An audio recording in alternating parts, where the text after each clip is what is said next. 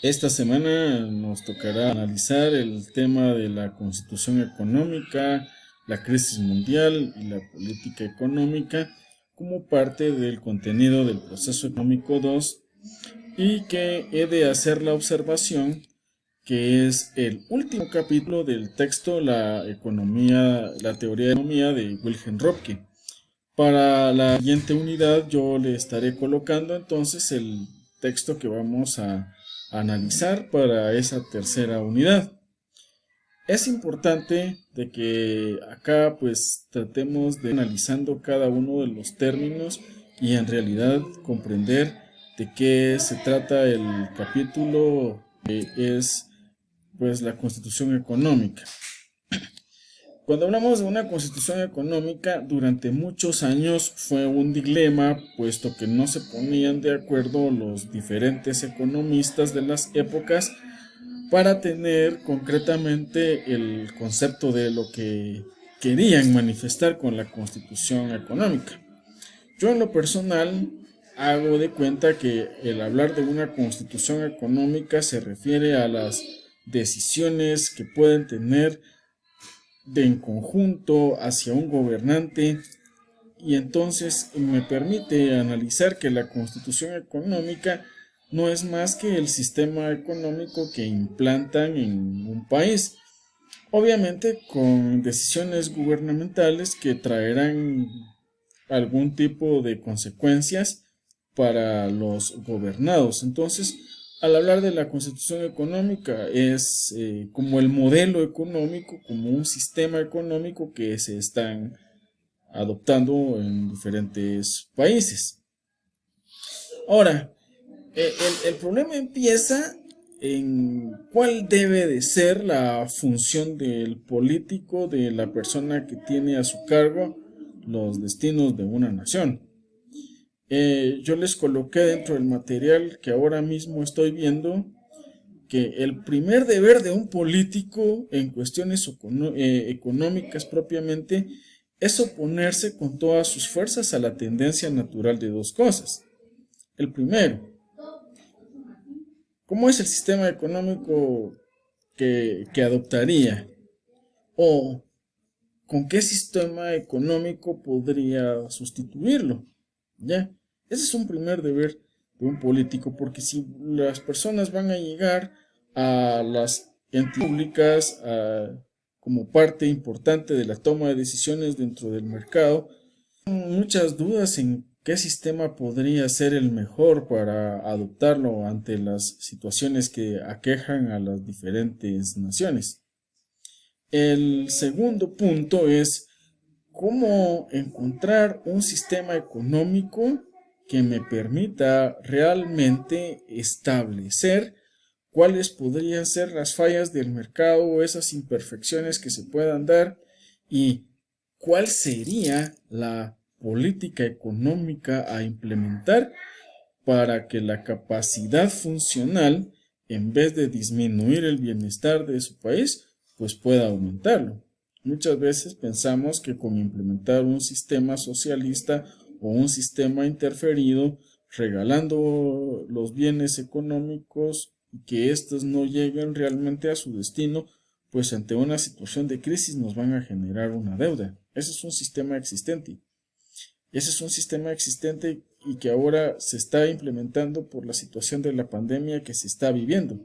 En el tiempo de Röpke, es decir, cuando él escribió este texto, a él le preocupaban otras circunstancias, por ejemplo, lo que se estaba dando en Alemania con el gran movimiento de Adolfo Hitler y el nacionalsocialismo con los nazis, o lo que se estaba dando en la Unión de Repúblicas Socialistas Soviéticas, lo que hoy conocemos en gran parte como Rusia, comandados por Lenin a través de el nacimiento de un comunismo puro, puro no porque haya sido el ideal, sino porque llevaba en todas sus acciones una cantidad de poder coercitivo, de uso de la fuerza, de el sometimiento a la teoría colectivista Y entonces todo eso dejaba un margen bastante grande para que los países, si bien era cierto, poseían un gran arsenal militar, pero no solo de la milicia puede llegar a obtenerse un bienestar sobre todo un país.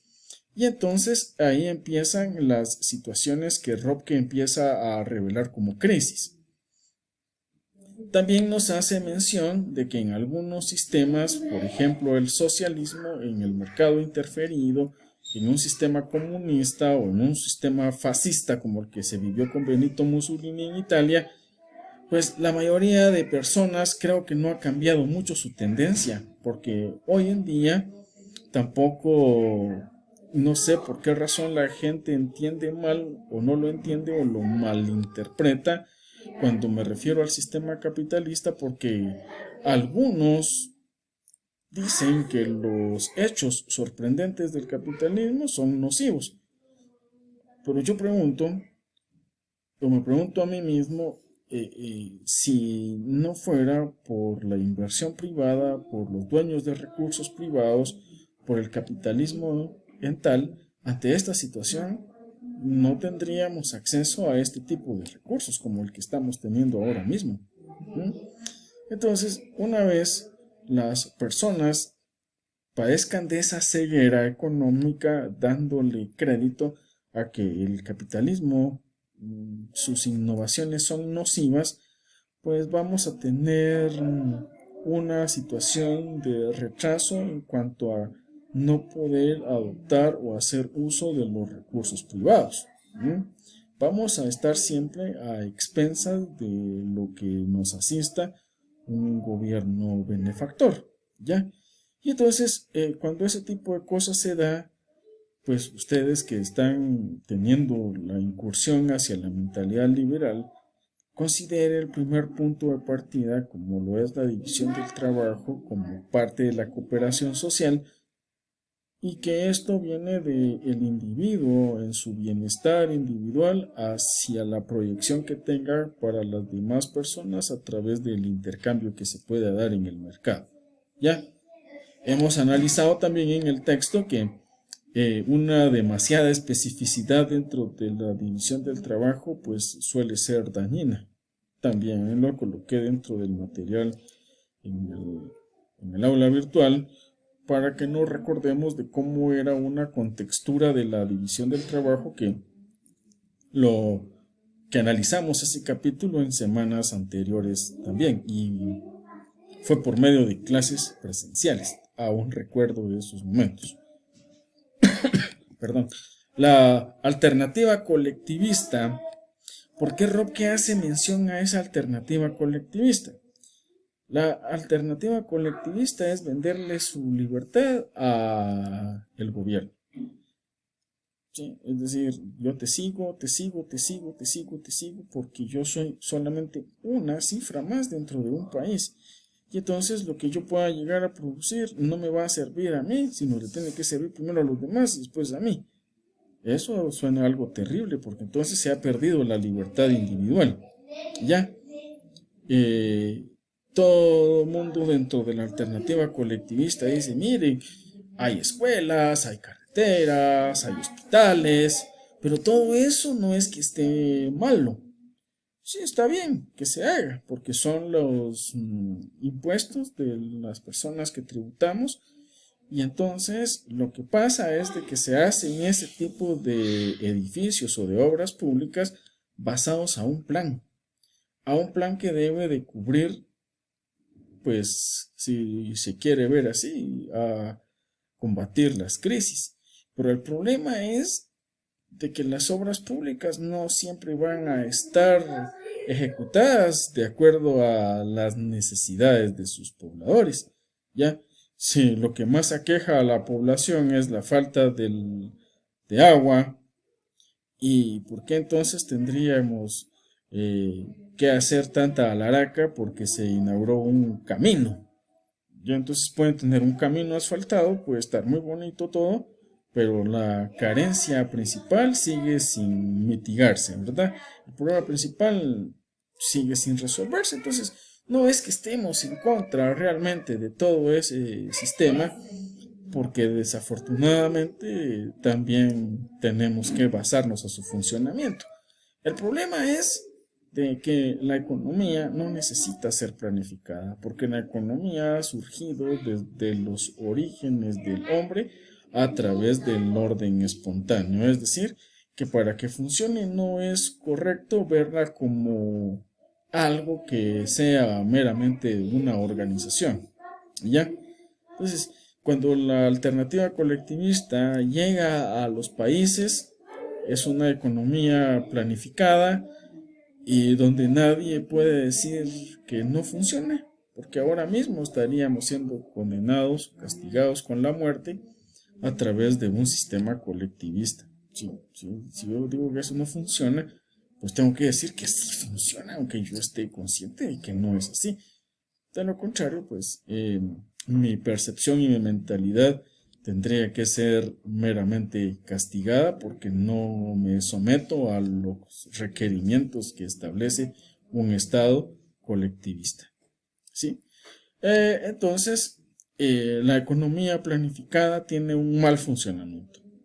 Primero, porque no va a afectar a quienes la dirigen, a quienes las proponen, sino va a afectar a los que en realidad producen. ¿Ya?